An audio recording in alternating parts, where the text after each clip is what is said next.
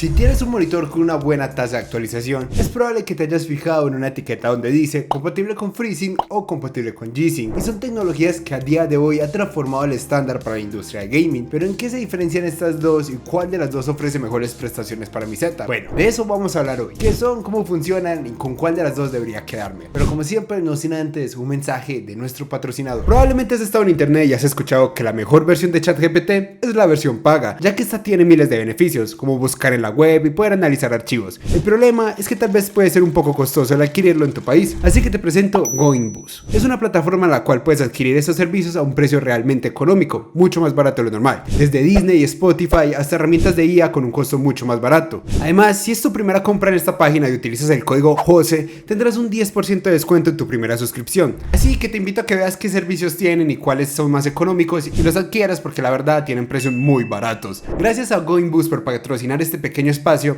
y ahora sí podemos continuar. Para adentrarnos en todo este tema tenemos que remontarnos a los términos más básicos: un monitor y su frecuencia de actualización, que va a ser medida normalmente en Hz. Un monitor de 60 Hz, que es de lo más común en oficinas, quiere decir que muestra 60 imágenes por segundo. Uno de 75 Hz mostraría unas 75 imágenes por segundo, y así sucesivamente hasta llegar a los monitores gaming, que serían de 144, 240 o hasta 360 Hz. Estas imágenes son producidas constantemente por nuestra tarjeta gráfica gracias a las instrucciones del procesador, pero a veces la cantidad de fotogramas no suele coincidir para nada con la cantidad de Hz de nuestro monitor. Esto depende de muchos factores. Por ejemplo, en el Minecraft, cuando tenemos un mundo extra plano, suele ser mayor la cantidad de FPS que alcanzamos, cuando tiene que crear un mundo con estructuras, renderizar los mobs y demás cosas, así que constantemente está cambiando la tasa de FPS, y aquí es cuando surgen dos problemas bastante graves. Si tenemos menos FPS que los Hz de nuestro monitor, tendríamos algo producido que se conoce como microstuttering. Estos serían unos pequeños tirones a la hora de jugar, ya que cuando se tiene que mostrar una nueva imagen simplemente no existe ese cuadro y aún no ha sido hecho por nuestra GPU, y se quedaría guardado el fotograma en pantalla hasta que llegue uno nuevo. Por eso tendríamos unos pequeños tirones. ¿Y qué pasa en el caso contrario, donde tengamos más FPS que Hz? Aquí tendríamos un problema que se conoce como screen tearing, o también conocido como desgarros. El problema de esto sería que tendríamos varios frames en pantalla poniéndose uno encima del otro, debido a que se está enviando información de más, incluso llegando a causar atrocidades como estas.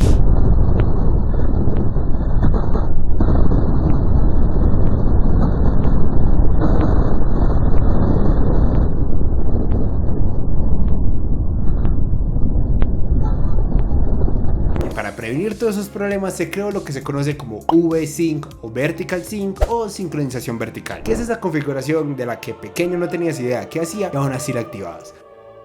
Lo que hace esto es almacenar los frames en una pequeña memoria y los envía uno tras otro, pero tiene un problema enorme, y era que introduciría una latencia bastante notable, ya que no se estaba mostrando la imagen actual en pantalla, sino las que se están acumulando en la memoria. Y esto se notaba bastante, en especial en juegos competitivos, y aquí es donde se creó lo que se conoce como sincronización adaptativa. Esta tecnología es para acelerar o ralentizar los Hz del monitor según la cantidad de FPS que tengamos y que estén sincronizados ambos, y en vez de siempre estar el monitor a 144 Hz, puede estar variando con los FPS que tengamos en el juego, así evitándonos tener estos problemas. Me explico: si la tarjeta gráfica no es lo suficientemente potente para reflejar los 144 FPS de nuestro monitor y de repente baja a 70, el monitor con esta tecnología también bajaría a 70. Si era un escenario con menos demandas, podía subir nuevamente con la GPU a 144 Hz y así constantemente, adaptándose a la cantidad de frames que puede crear nuestra GPU.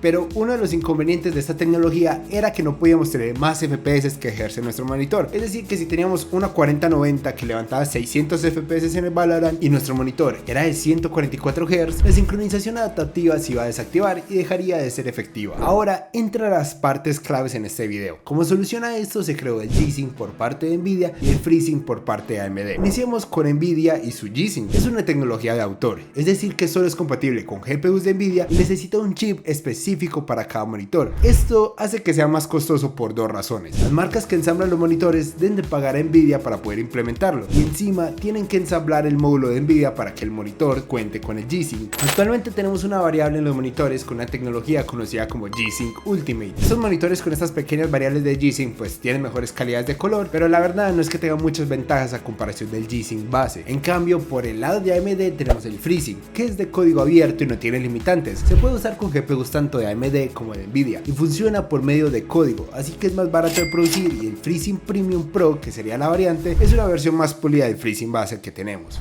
Vale, ya entendimos cómo funcionan las sincronizaciones de adaptación, pero ¿cuál de las dos es mejor? En realidad depende de muchos factores. Por ejemplo, el G-Sync solo es compatible con DisplayPort, mientras que el FreeSync se puede soportar con HDMI. No influye mucho si tienes una buena GPU, pero es algo que es de tener presente. Aquí las diferencias serían más de los monitores que las propias tecnologías. Puedes meterte a Google y buscar la lista de monitores compatibles con Nvidia o con AMD y mirar en qué rango funciona cada uno.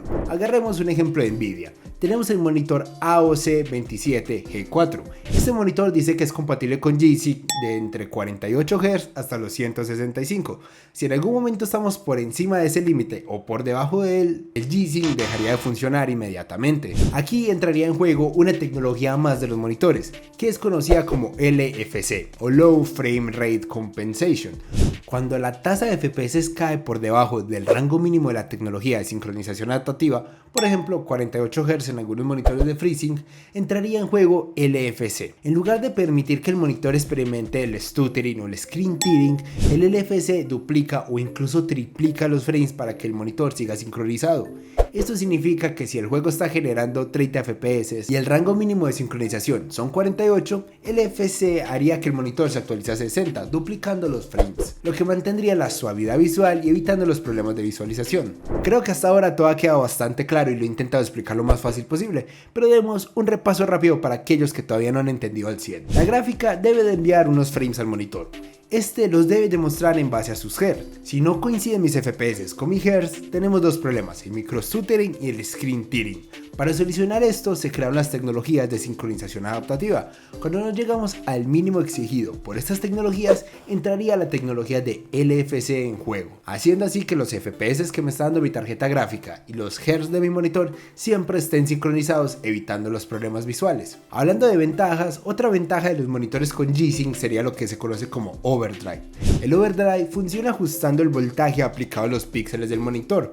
Normalmente los píxeles de una pantalla LCD tardan un poco de tiempo en cambiar de un color a otro.